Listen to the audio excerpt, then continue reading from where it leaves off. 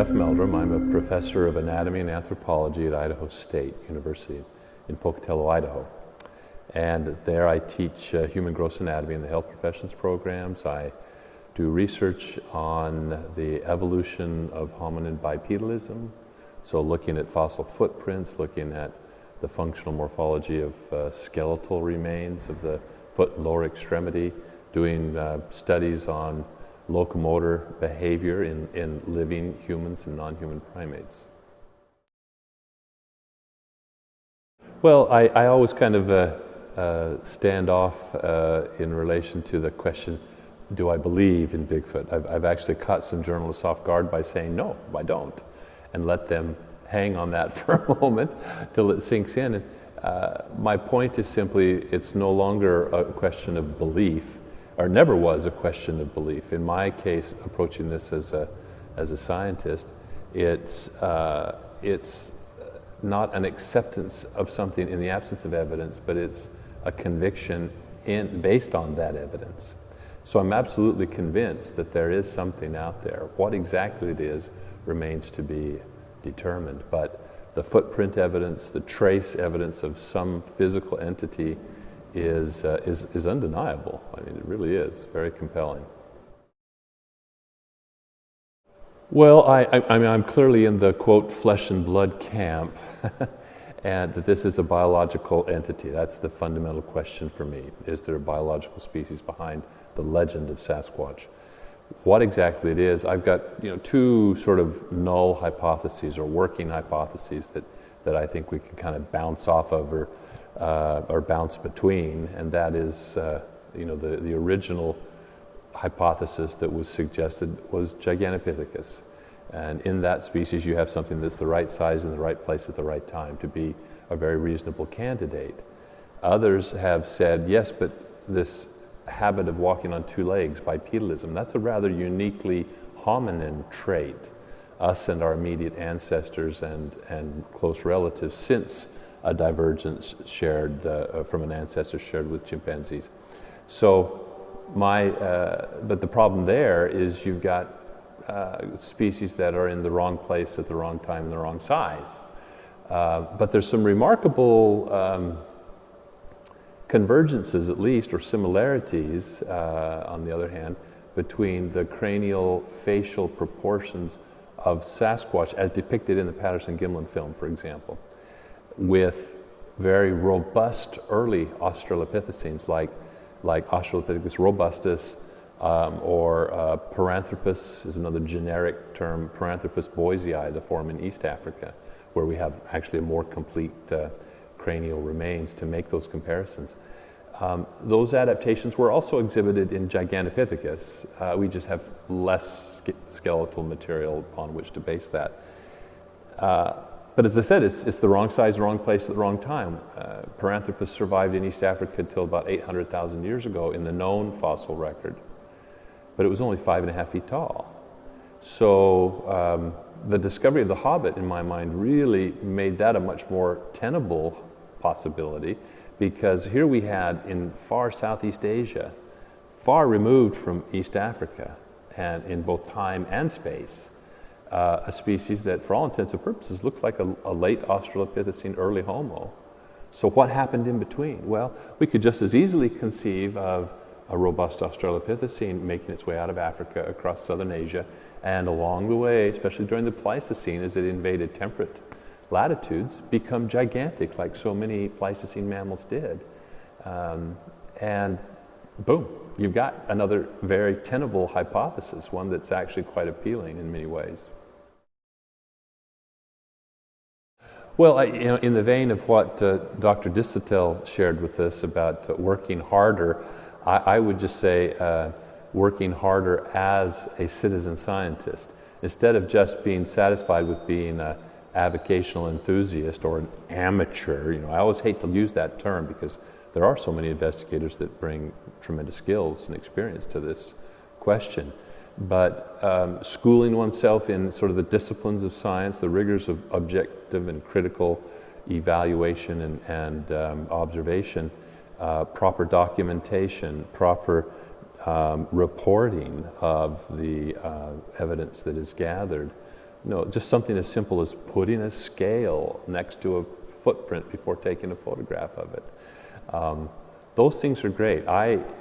This creature, this species, is so rare in the environment, in my opinion, that it's impractical. It's not feasible for me to expect to go out and collect systematic data.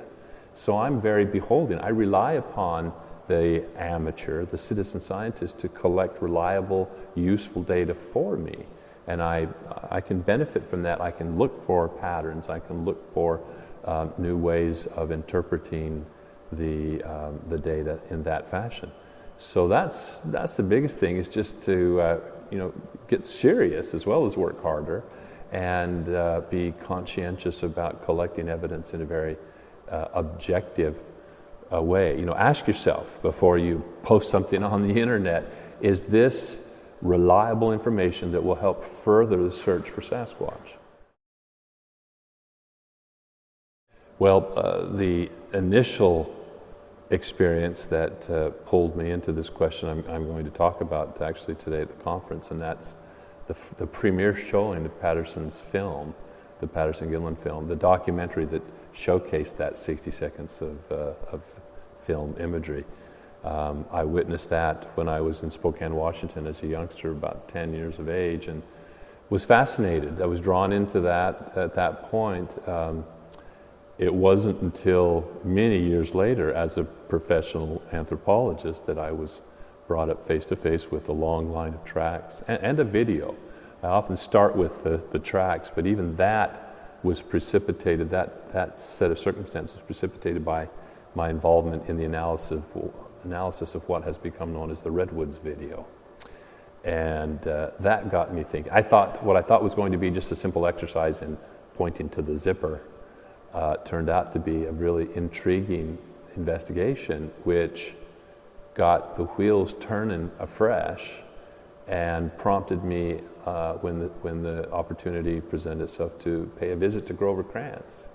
And then on the heels of that, visited some people I had become acquainted with in the Blue Mountains, near the Blue Mountains in Walla Walla, Washington, and had the opportunity to examine an exceptional line of tracks.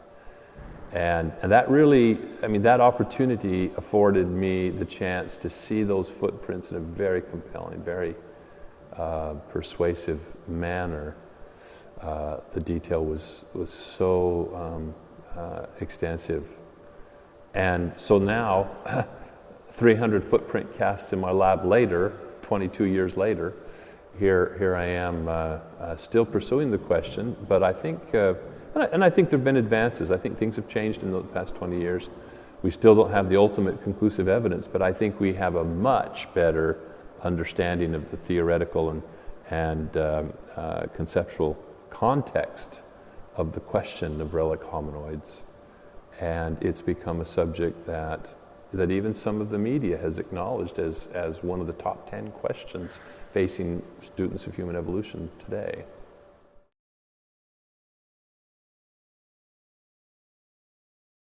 I guess I've always been fascinated by the prospect of the god bear, relic cave bears, or not cave bears, excuse me, relic short-faced bears from the Pleistocene. The stories of these creatures in Siberia has been a fascinating one. The adaptations that the short-faced bear exhibit in the elongation of their limbs makes a really interesting comparison to hominid adaptations. We're a running machine. Our anatomy and physiology, the anatomy of our foot with its stiff arch and its short heel for speed lever ratios. We're designed, we've been selected for running. There's no other animal, no other primate that can run marathons, for example. But yet our limbs do not show, other than overall lengthening our limbs, they don't show the extreme adaptations of other running mammals. And the bears are the same way. They have elongated their limbs, probably for distance running going from carcass to carcass, but they've retained this pentadactyl plantigrade adaptation. And that seems to have constrained the proportions of their individual segments of their lower extremity. That's a much more technical answer, I'm sure, but that's why. Another reason why, besides the fact of seeing a 12-foot bear stand up in front of your face, would be quite an amazing experience. Oh, I think Bigfoot, without a doubt, Bigfoot would have them outweighed by probably at least twice, if not 3 times.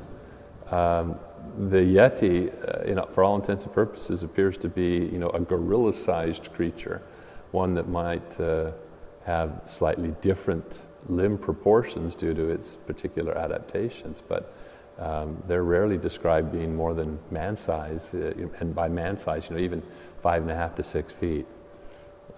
Whereas the Sasquatch, 8.5 to 10 foot is not unheard of at all, and